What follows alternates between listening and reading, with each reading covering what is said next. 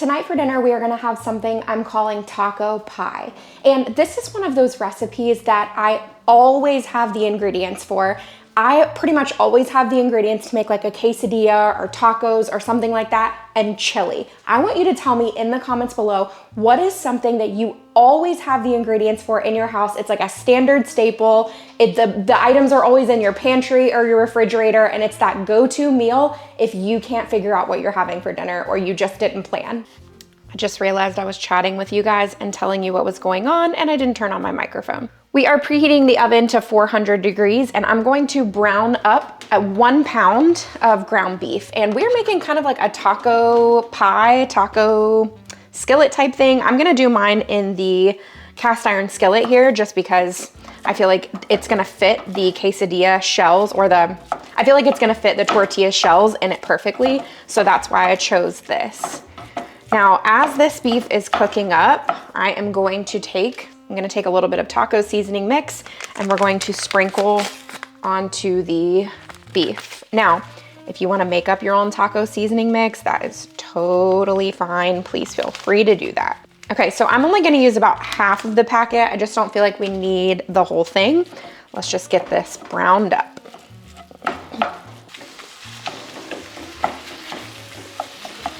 Okay, let's turn off the heat, and I'm gonna transfer what's in here to a paper towel lined plate. All right, so I am using these flour tortillas, and we're gonna start by just putting one at the bottom here. It's totally fine that there is still some little beef particles at the bottom. It's not gonna hurt anything at all. Okay, so I wish these were just a smidge bigger, but this is the size that we have right now. So we're gonna go with it. It's gonna be totally fine. Now, I actually have some black beans that I made the other night, so I'm gonna go ahead and use these up. You do not have to put beans in these. I just figured we have leftovers. So, you know, I like to utilize what we have, and leftovers, if I can repurpose them, that's the best, because you know, then you don't feel like you're eating the same thing over and over again. Now we're gonna take some of that beef and just kind of sprinkle over the top here. Man, if you had the large tortillas, this would fit in this cast iron skillet. If we had the large tortillas, it would fit in this cast iron skillet so perfectly. This would be awesome, but it'll be okay.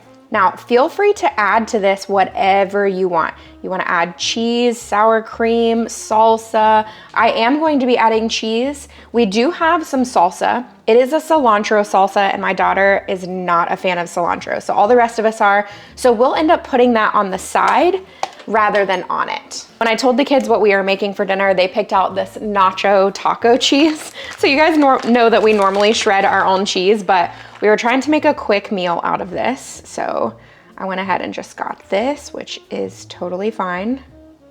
And they thought that the nacho taco cheese would be great for tonight's dinner. It is a 3-cheese blend of Monterey Jack, cheddar, and Colby cheeses with added spices. We're gonna put another layer here. And actually, you know what? Hold on. Before I do that, I really want to make sure everything gets to the edge and it's not stacked too high in the middle. The problem, if it gets too high in the middle, is it's going to start to fall over, you know? So you want it to be even enough that that's not going to, I don't think I explained that very well, but I think you guys know what I'm talking about. If it's too high in the center, you're going to have a dome shape, and I really don't want that. I want it to be all the way to the edge so we don't get that. Try that again. Actually, that's much better. Okay, now we're gonna try and put some more black beans on the top, which they are cold. This would probably be easier to spread if the black beans were hot. And you can do as many layers as you want. And you can also fill it with whatever ingredients you want.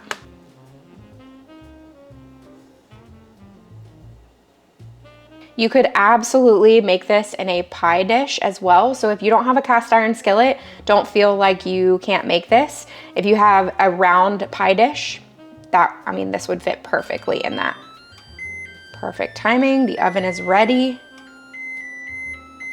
So add cheese to this layer, and then I'm also serving this alongside one of those bagged salads. It's just not pre-made, but I mean pre-made in the sense that you have all the ingredients in the bag and you just throw it together. Now, I don't think you have to do this next step, but I am gonna go ahead and add another tortilla onto the top of this one.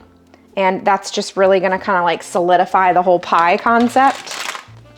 Okay, so another tortilla onto the top. And this might be a little extra, but I'm gonna top this tortilla with a little bit of cheese, not quite as much as the other layers, and just have that kind of melt on the top. I don't know, my thought process behind it is it'll look pretty. We'll see how it actually looks though. And then you could actually put some green onion on the top of this too, and that would be really nice. Everything is cooked in here. It's really just a warm through at this point. It's at 400, so let's go about 15 minutes maybe, 10, 15 minutes, and we'll see what it looks like. Okay friends, I'm taking this out now. This has been in for 15 minutes and it looks exactly like what I want it to look like. I'm gonna let this sit for just maybe 5 minutes or so before we cut into it. We'll be cutting it like pieces of pie.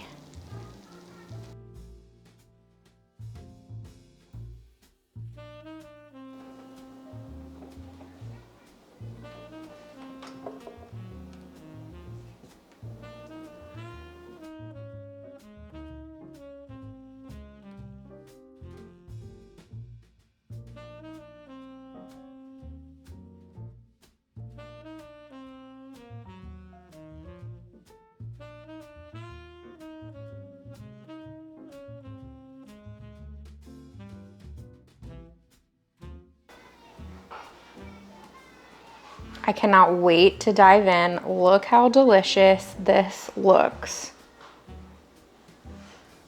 For our sheet pan dinner tonight, we are going to make mini meatloaves. We've got 2 pounds of ground beef here. Use whatever amount of ground beef that you need though. We're gonna add about 3/4 of a cup of oats, and you can also do this with breadcrumbs if that's something that you prefer. Breadcrumbs, panko, we like ours with oatmeal. Now this is not anybody's specific recipe that I'm following. This is just me having made meatloaf, you know, a million times. And so throwing things in here, we're gonna add in some minced garlic. That's about a teaspoon. I also really like to add in a little bit of onion powder. So I don't know, maybe a little less than a teaspoon, but add the flavors that you love, add more, add less, you know, however you like it. And you can also add onion, obviously. I'm gonna add in some garlic powder. Even though we added in some minced garlic, I just really like to add a little bit of that in. And we are going to add in this Auntie Nino's Steakhouse seasoned salt. I also really like to add in some Worcestershire. So I'm gonna go with approximately maybe 1.5 teaspoons or so, maybe 2 teaspoons. We really like Worcestershire, so again, add the things that you love. 2 eggs. And I'm gonna start by just mixing this together. We're gonna add a little bit of milk in just a minute, but I'm gonna do a pre-mix to get things going. Now, most of the recipes that I see tell you to add about 3/4 a cup of milk, but I always feel like that's excessive. So we go closer to a half, maybe even closer to a third. I love adding cheese to our meatloaf, so I am going to add some cheese. Feel free to skip that if you need to, or you don't like the idea of having cheese, but it's so delicious. So we're gonna go with right around a cup. So I think I'm gonna use about 3/4 of a cup or so per loaf. And it's just easy. I mean, I've got that right there, so I'm just kind of measuring it out. And then form into like a ball shape, and then we will place it onto our baking sheet and turn it into its own little mini loaf. It's so fun when everybody gets their own. I don't know, I just really like the idea. Obviously, you can make one large meatloaf if you want to. I just think this is fun and it makes it a little different.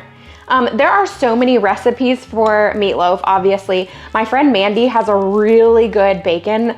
There's one that has bacon in it. And is it in it or on it? I'm trying to remember, but there are mini meatloafs too. Very, very good. So check that out if you want a different recipe for mini meatloaves. Now, before I start prepping everything else for dinner, let's go ahead and preheat my oven to 425. Okay, we love these little mini potatoes, these little, I think they're gourmet mini potatoes. I'm going to quarter them and then put them all around the meatloaf. Comment down below and let me know, are you one of those people that just feels like meatloaf has to go with potatoes because I definitely feel that way. And normally for us, it's mashed potatoes, but since we are doing this sheet pan style, don't know that mashed potatoes worked really well on a sheet pan. I would be interested to see that though.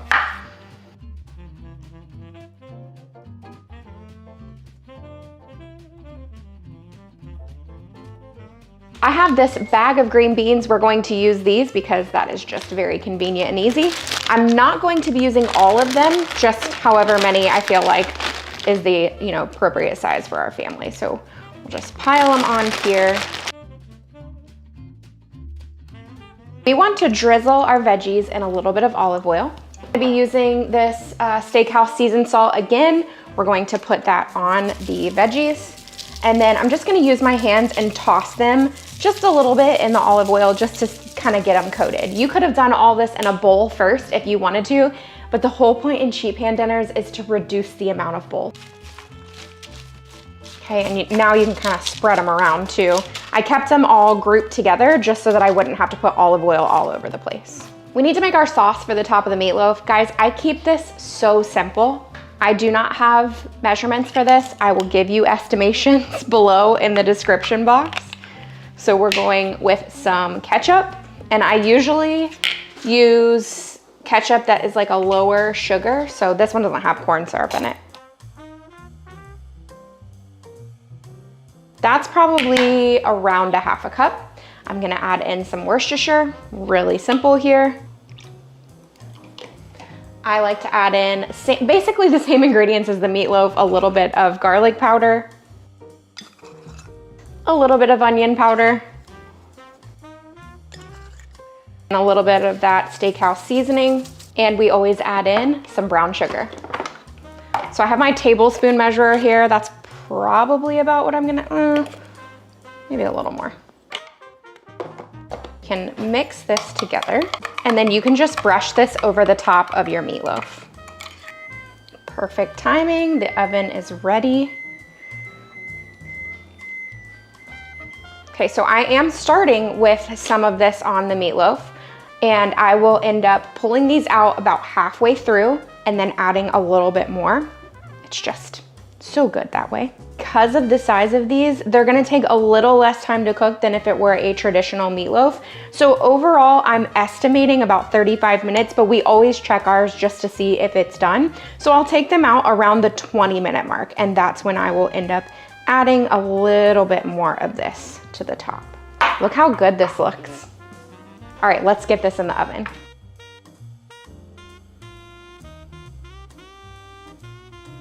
I almost walked away without trying this. All right, I've been just kind of snacking on the potatoes over there. I already know that they're very good, but let me just try this meatloaf real quick for you. Ooh, it's still steaming. Great flavor. And my husband actually just came downstairs and said, what a neat idea to have little miniature meatloaf for everybody. But the seasoning on these, very, very good. I love the potatoes like that. I think there's just enough liquid in that meatloaf. It's not too wet of a consistency. It's not too dry. It's really, really good. The seasoning is on point in my opinion. I'm excited about this one. We are going to make stromboli. And if you've ever made this before, it is great for dinner, but it's also really great as an appetizer. So stay tuned. I'm gonna show you how to make it look awesome. We are going to just coat this parchment paper with some flour, just trying to make it not stick quite as bad. And then I got my pizza dough ball at Harris Teeter. I've seen most grocery stores do have this kind of thing though. I've gotten it at Publix before. I think I've even gone at Walmart before. Okay, I want to get some flour on my hands. So this is where you just kind of start to stretch and pull and let gravity help with that work as well. We're getting to a nice weird shape now. Now I typically go for some sort of rectangular formation when it comes to stromboli. So just keep working with it, keep pulling that dough, and it will get to that point. You can also stick your knuckles underneath and just kind of stretch the dough, pull the dough. I think I am gonna go in with my rolling pin just a little bit. This would actually be a lot easier if it was not on parchment paper and I just had it on my counter, which I do a lot of times, but I was trying to make the transfer to my baking sheet a little bit easier. I got annoyed enough. We're going for the countertop. Now I'm gonna start putting the ingredients that we like on here. We're gonna start with some salami. So I like to add a good amount of everything that we do. We want it to be nice and stuffed. I'm also going to add some pepperoni. The large pepperonis would be really nice for this actually. I don't know what I was thinking. I think my thought was if I get the small pepperonis, then my son can also use them for the little mini pizzas that he likes to make for his lunches. But man, the large ones, that would have been super convenient for this. This is one of those things that is great for kids and adults alike. I mean, you really can't go wrong with something like this. Now, I have some Parmesan, some freshly grated Parmesan cheese that I'm going to add to this. And then I thought I already had mozzarella cheese shredded, but I didn't shred it yet. So we need to shred the mozzarella. That's gonna be really important. Oh, and just for reference, in case you're curious, this is the cheese that I'm shredding right now. So it is a mozzarella, part skim, Italian style.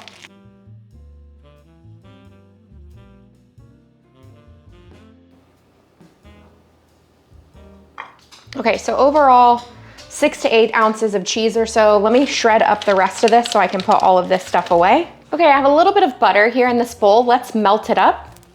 All right, melted, and I added a touch of minced garlic. Use however much you like in that. A lot of the recipes call for about 2 cloves of garlic. You can brush the entire pizza dough with this butter if you want. I usually will just go through and do the edges that are gonna kind of stick together once it's rolled up. But I'm sure it would be absolutely delicious if you brush the whole thing with butter too. I think it's just a preference on your calorie intake and things like that. Okay, so we're just gonna go along the edges here, save a little bit of that butter. Now we are gonna start the roll process. And we just need to start down here and start rolling it up, the transfer. See, this is where it's gonna be interesting. We're gonna roll it all up like so.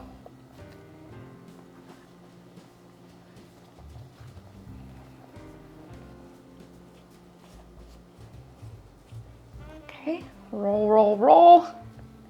Continue to roll. Now we're gonna try and transfer. This is gonna be interesting. We can do it. We can do it. Nice. Okay, so we're gonna pinch the seams and kind of tuck them in as much as possible. Pinch the seam down here just so that all the cheese doesn't come out. Same with this end here. We got a little place where it might come out a bit there, but that's okay. All right, so my oven is we want to brush this. Let's brush this with some of that buttery garlic that we have.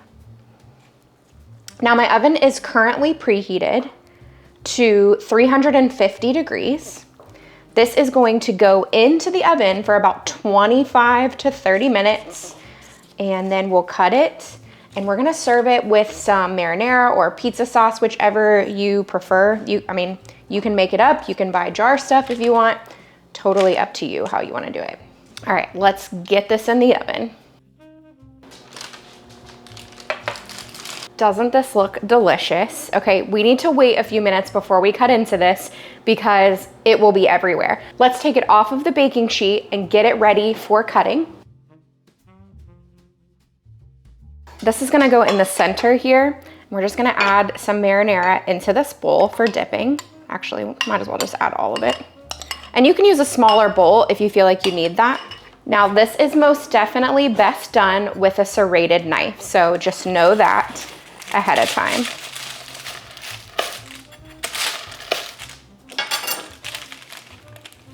Okay, I'm gonna try it. So good. So the way I'm gonna display these is kind of like on the edge here.